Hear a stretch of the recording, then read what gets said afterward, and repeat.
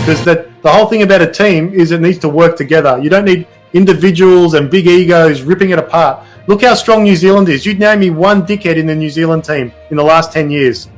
There's not one dickhead. I can name you 50 dickheads in the Pakistani team. Yet New Zealand's number one. Yeah. And they've only got 5 million people in that country.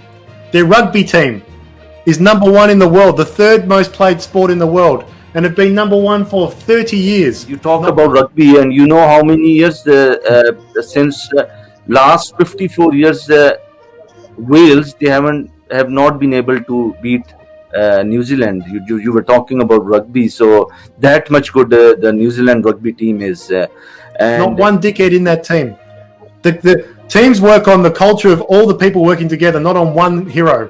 And unfortunately, in Asian culture, there's a strong culture of hero worship.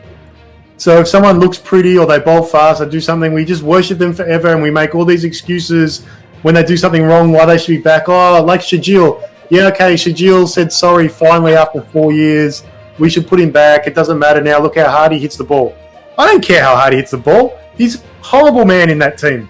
I'd rather have some young kid like Asif Ali or some other young opener who's worked their ass off, is doing all the right things, eating the right foods, training hard, respecting their coaches, respecting their place in the team, rather than someone who expects that the world owes them something.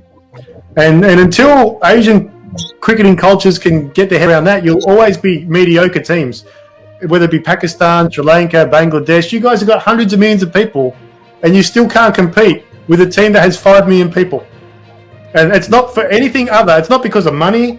It's not because of coaches. It's not because of facilities. It's because of the culture and what happens in the teams. Like, look at Kane Williamson. He's the best batsman in the world. He never speaks.